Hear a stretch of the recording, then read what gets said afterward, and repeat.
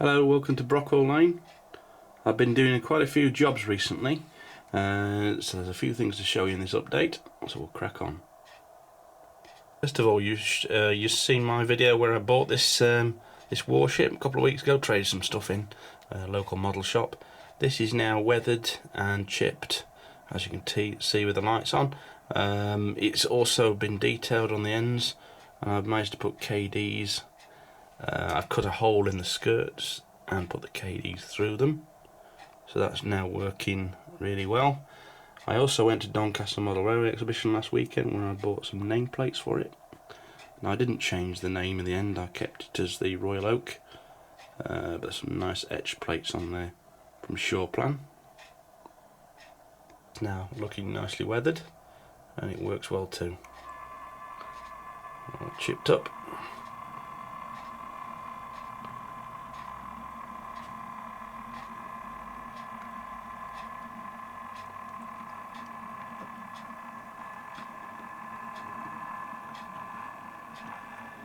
It does have one red working tail light as well, which is prototypical.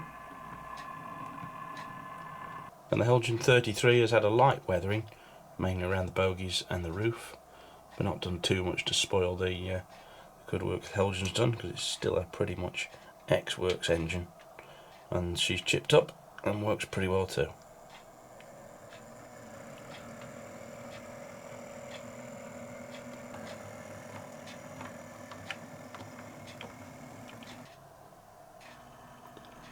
Also chipped up is the Class 40 from Bachmann. Unfortunately it doesn't have lights because it's been one of the older models, but there again it was only £60 and it seems to look the part and operates fairly well.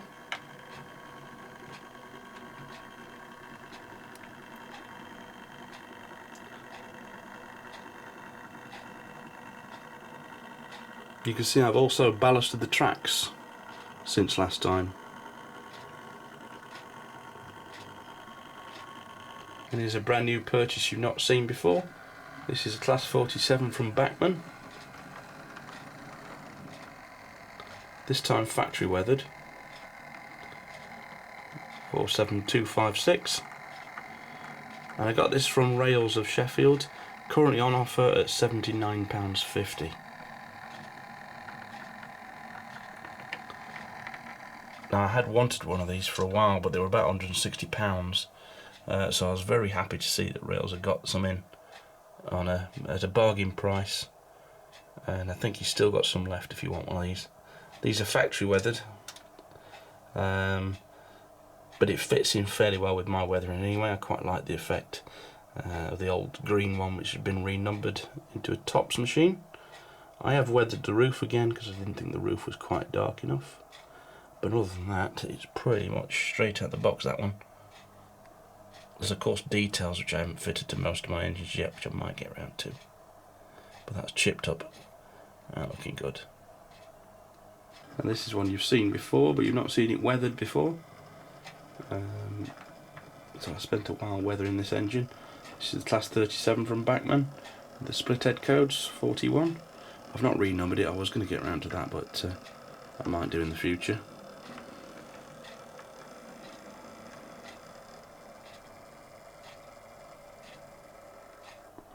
So I think that looks really nice with the 47 there. So I ticked those two boxes off. I always wanted a 47 and a 37.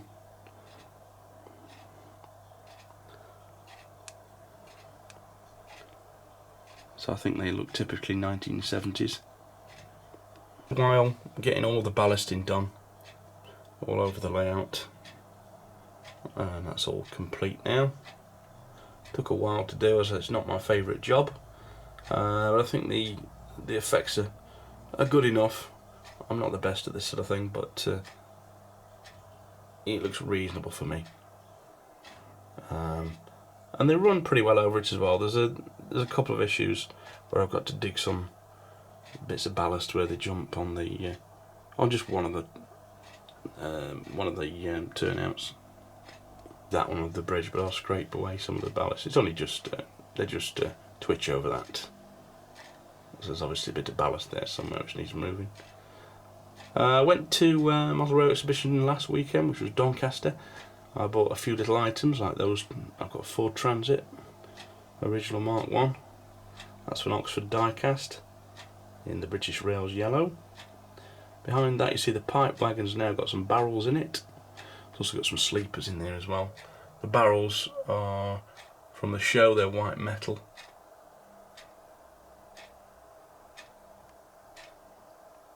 Also a Sherpa van, that's from Oxford diecast as well. And some Bachmann 1970 style workmen. One of them there having a bit of a rest. A few more there on the side of the crossing, doing a bit of work, a bit of weeding I think. I did repaint the orange jackets on these because I didn't like the colour they came in, and also repainted their trousers just to add a bit more.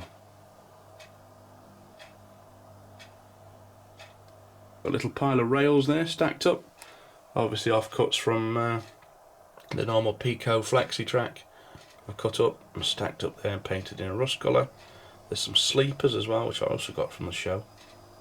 Little pile of resin sleepers.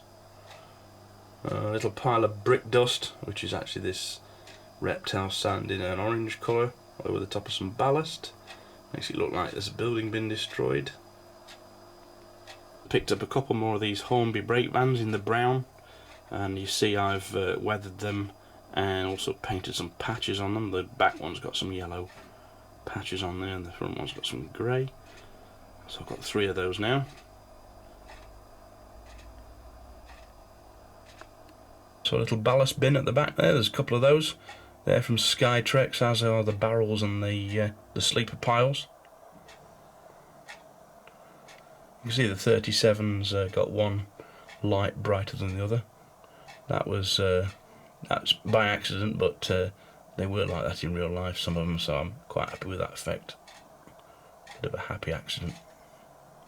Also picked up some point rodding to complete that on the layout. This is from Wills, this is how it comes in.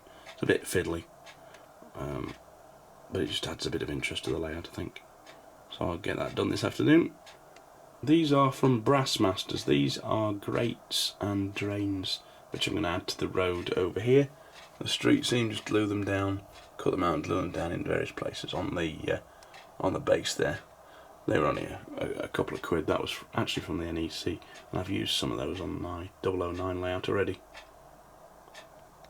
Picked up this Hornby Shark brake van, which is in the olive green, and I've weathered that up. That's hopefully going to have a catfish, which is a project which is stalled in the other room, to go with it, and maybe a Helgian dogfish as well. So that'd make a nice little engineering train. Another bargain I picked up at the show, the Doncaster show, was that van there, that middle one. £3, and it's the latest Bachmann super detail LNER star brake van. It was looking a bit tired in a plastic bag in a big bucket full of other, well, I'd say rubbish. Somebody fitted KDs, one had come off, the brake rigging was all bent inside, and it was just in a little clear plastic bag for £3. And I thought I would definitely have that, and it's come out quite nicely. In fact, it's come out as nice as the one next to it, which was about £18 I think. So that was the bargain of the show I think. Just a couple of other projects on my workbench which I had to show you, which I hope to get done today actually, but once I've done this filming I'll get on with those. Successfully sold a few things on eBay, and I've been getting hold of some chips, DCC chips and Bachmann ones. So I've got those, I've got enough to complete everything now, including that class 50 there, which is still at the back of the workbench, and I promise I'll get that done this afternoon. That's what that chip's for. I need to take the body off, and hopefully that'll work despite some stories I've heard online. So I'll get back to you on that one. I also picked up the show for £4.50. Was that little wagon. Excuse the washing machine in the background, by the way. I have to get some work clothes done, which I'm using to hold some screws at the moment. That again was from the same store as that other wagon, and that was about £4.50. So I've weathered that up and that'll go into service soon. I'm just going to think about a load to put in there, but at the moment it's carrying the screws and the couplers for a recent purchase, which is this class 37, which is a limited edition 37114 Dunrobin Castle. That's from the Derby Model Railway Club, which is a limited edition for them. Mickleover it's called, Mickleover Model Railway Society, and that's just got its body off at the moment because I'm going to be weathering it and I'm going to fit a chip and so on. Behind there is the Catfish, which is I'll get it finished. But in front is class 31. I showed you this last time. It's now weathered. It's got full yellow fronts on. I've knocked the D out of the number. I've taken the original logos off, the old BR logos, and that's going to have some new arrows fitted as per photographs I've seen of the real one. So I'll get on with that this afternoon as well, and that's going to look really nice, and I'm going to show you that running on the layout soon. Halfway making a load for this pipe wagon, making some pipes. I've just painted them. These are actually McDonald's straws. They need another couple of coats, but they'll fit on there, and I'll get some chains around there and they'll look good when it's done. So that's a handy use for McDonald's straws. If you go in, I need to go once more I think to get another one. So I've got this class 50 chipped up. It seems okay. Seems to work as it should, but you still hear that noise. That's a noise I complained about when I got it originally, and I figured out what it is. It's that fan. See that fan, that brass wheel? I thought there was a rubber band on there which went between there and the motor, and if that was taken off it could stop it going round. But it seems like that brass wheel is actually physically making contact with the brass of the motor, and that's what that annoying noise is. You can see it's not going around quite properly. So my idea is, see, there we go, there's a good example of it. So I'm going to try and raise that up a bit rather than take it out completely. I'm thinking maybe if I unscrew those, lift it up so it's not making contact. It'll stop the fan going around, but it won't make that annoying noise. So I'll have a go at that now.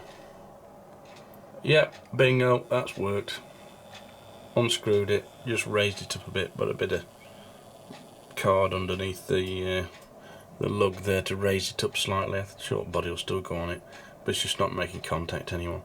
So that's sorted that. It's now a nice quiet runner. In fact, it's quite a good runner.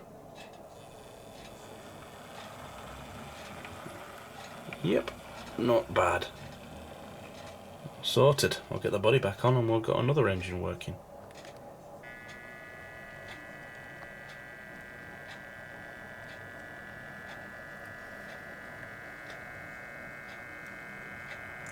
Also bought some Shawplan nameplates for that as well at the Doncaster show.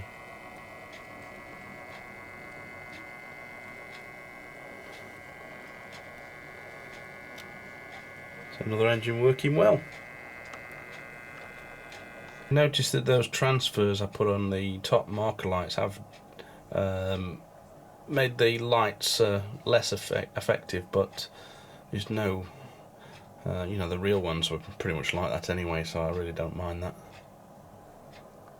So good looking engine there, on with the class 31. So there's the class 31, renumbered, the paint's hardening on that, so I think that's mostly done. See, it's now got BR arrows on it. Also got a blue tops panel underneath the number, and the D number's been removed as well. Bit of a weathered roof on it.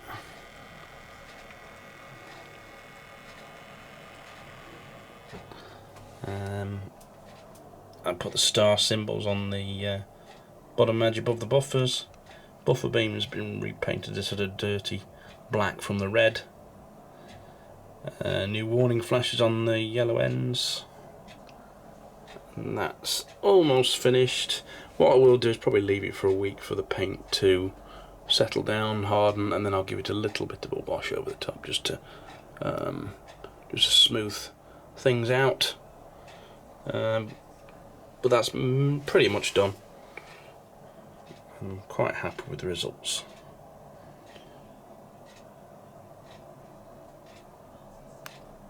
So put those the ironwork down, the grates and the grids I just showed you earlier. They're gluing with PVA,